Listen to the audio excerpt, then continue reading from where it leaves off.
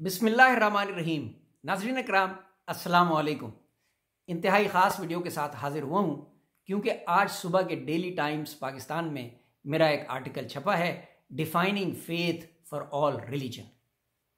उस आर्टिकल को मैं इस वीलॉग में पेश करूंगा। ये वीलॉग 2 हिस्सों में होगा क्योंकि आर्टिकल थोड़ा लंबा है और ये समझाना ज़रूरी है कि ईमान की अहमियत क्या है हर मज़हब के लिए और उसकी मजबूती के लिए क्या अवामिल की ज़रूरत है हर मज़हब के लिए, क्योंकि मज़हब एक इंतहाई पर्सनल मामला है और इसलिए मैं किसी दूसरे के मज़हब पे कोई एतराज़ या किसी भी किस्म का इख्तिलाफ इस वीडियो या इस आर्टिकल में नहीं कर रहा, क्योंकि प्यू रिसर्च सेंटर स्टडी के मुताबिक इस वक्त दुनिया में तकरीबन 2.2 अरब क्रिश्चियंस हैं, जो कि 32% है आबादी का।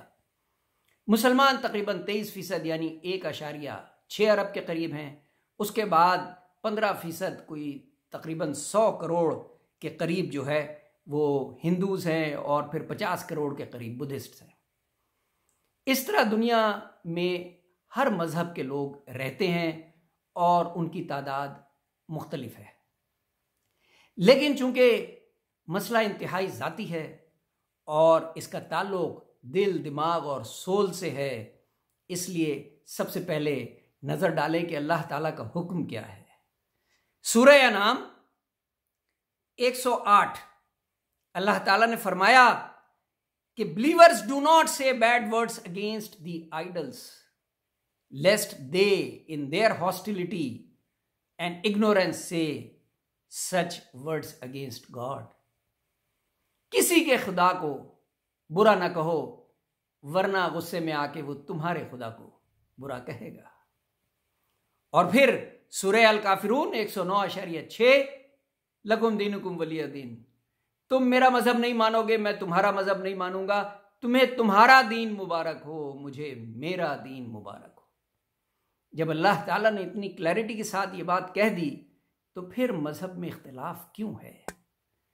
इसकी एक वजह तो यह है कि इस्लाम या अब्राहमिक रिलीजन्स में अल कुरान सबसे देर में आया, यानी ज़बूर और तौरात और इंजील के बाद।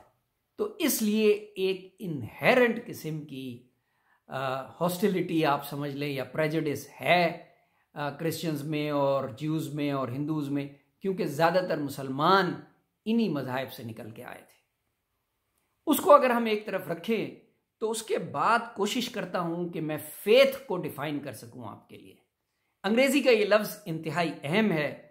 एफ को मैंने जो डिफाइन किया है, इट स्टैंड्स फॉर फॉन्डनेस।